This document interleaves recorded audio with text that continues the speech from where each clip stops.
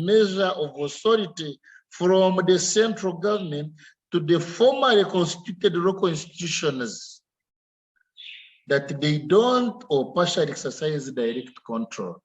I think I will allow questions at the end of the lecture, so we can wait a bit. The aim of devolution is to provide for meaningful participation of the local people in the decision-making process. Then we have delegation as another form of decentralization. And what is delegation? Delegation is the transfer of decision-making and management authority for specific functions to organizations that are not under the direct control of central government ministries. Under delegation, a sovereign or independent authority transfers to a lower unit or specified functions and duties. These may be local governments, regional agencies, project implementation units, public corporations, but not private sector or voluntary bodies. That is devolution. I have another form of decentralization. Then there is another form of decentralization, as I've already explained, that the forms are for deconcentration, devolution, delegation, and privatization. Now, what is delegation? Delegation is the transfer of decision-making and management authority for specific functions to organizations that are not under direct control of the central government ministries. What does this statement mean? It means that it transfers managerial responsibility for specifically defined functions to organizations outside the regular bureaucratic structure under delegation. A sovereign or independent authority transfers to an agent specified functions and duties that the agent has broad discretion to execute. Then the last type of the decentralization is called privatization. Privatization is also another form of decentralization, and it refers to the delivery of certain services which is left to the private market. For instance, NGOs and cooperatives, they are allowed to provide services to the public local governments as dissolved from those bodies. Those are the four forms of decentralization: delegation, deconcentration, devolution, and privatization. Now let us briefly look at the advantages and disadvantages of decentralization. When government transferred power and authority to the local governments, are there any benefits? What about the challenges? What about the problems? Let us now look at advantages and disadvantages, merits and demerits of privatization. Let us make a brief look at the advantages of privatization and disadvantages of privatization, because it is from the advantages that we shall be able to conclude that it was necessary for the government to introduce this system of decentralization in a country. The first one, the services are being taken closer to the people. And which services are we talking about? Privatization has ensured that services like health, services like medical care, roads are taken near to the people, unlike before, where all the services were concentrated at the center. Number two, decentralization has enabled local politicians and the public to practice, to learn, and to understand democratic practices through capacity building, training of staff about democratic practices. For instance, before and during elections, staff are trained on how to manage the situation. Capacity building, that is through workshops to equip the staff, like at the district, with the necessary skills, thus gaining more skills, and it reduces on the problem of outsourcing staff. Decentralization helps to train the internal staff. Then next, there is another advantage of accountability and transparency in local governments through the measures, through notice boards, and decentralization has ensured that.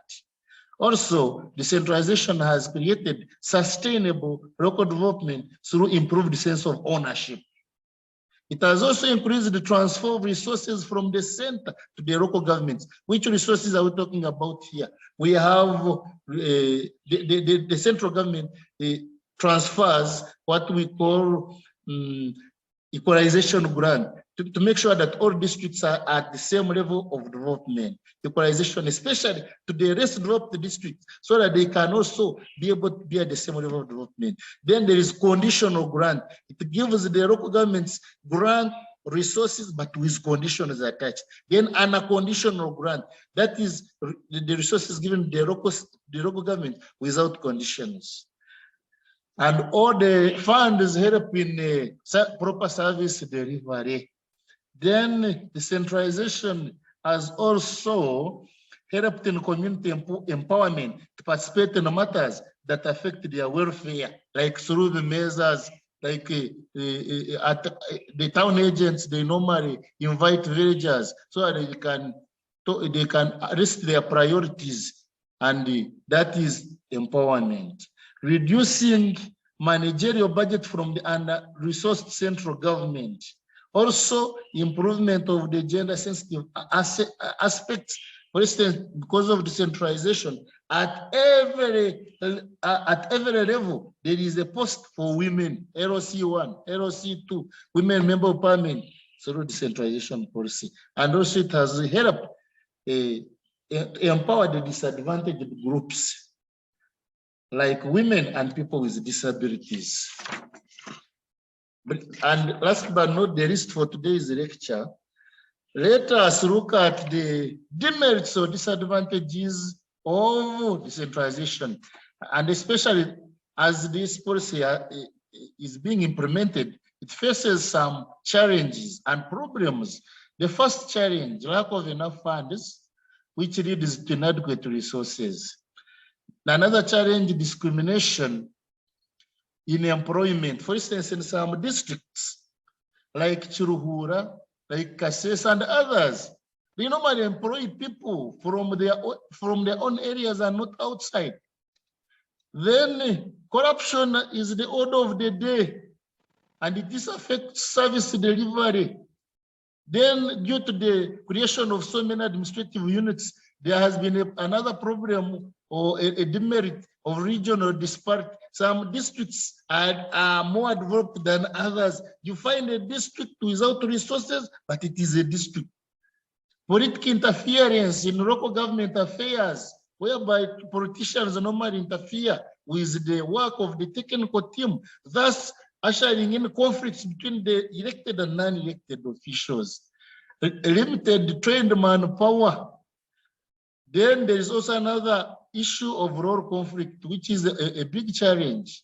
District, for instance, role conflict, where you find like a district engineer is the one in charge of roads, interfering with an engineer in charge of water and sanitation. And last but not the least, inconsistent in the existing laws.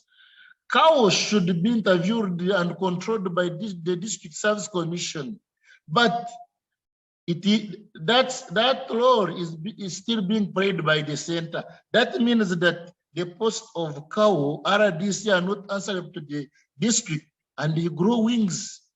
Members, I thank you, but I encourage most members to always log in and actually participate in e-learning studies, because remember you're going to be given a coursework and a test, and both will be done online. We shall always meet on Wednesday.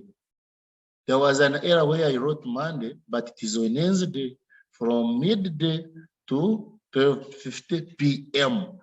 Otherwise, I wish you the best And now I entertain questions. Anyone with a question is now free to ask as we are about to end our lecture. Voilà.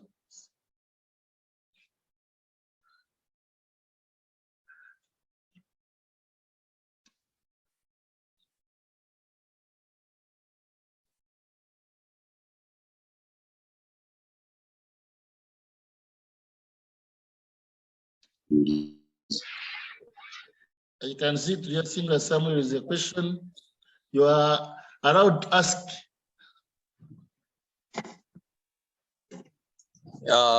Thank you, Mr. Dan. I really thank you for having a lecture with us at this time. But my question goes on decentralization. I would like you to beg a pardon on about, maybe you can explain me on about decentralization briefly. Definition of decentralization. Maybe I may get to understand it clearly. Thank you so much. Okay, thanks, Samuel. Decentralization policy refers to the transfer of power and authority previously handled by the central government to the lower local governments for better service delivery. What it means is that the government decided to transfer authority, like authority to make, to manage finances, to recruit staff and other authorities to the local government, because all those powers previously were at the center. Center, we mean local central government campus. But now each district manages like recruitment of staff, human resource, like managing finances, collection of taxes, etc. That is what we mean by decentralization: transfer of power and authority from the center to the local government. And the government intended to improve service delivery. That's why the policy was introduced as a result of recommendation from World Bank and IMF, after realizing that there was a big problem of poverty in the developing countries. Thanks a lot, dear Samuel. Any other person with a question is free to ask.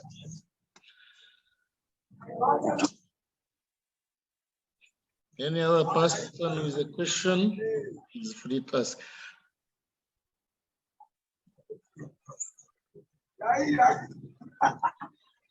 And if the questions are over, I will record my lecture and send it on your WhatsApp group, so that those people who missed it due to some other challenges can be able to open and listen. But next time, I beg that all the members should log in so that we proceed, and be free to ask where you have not understood, so that we are at par with each other. Otherwise, I wish you the best. Continue observing the SOPs, because life is precious. May God bless you. Thank you, sir.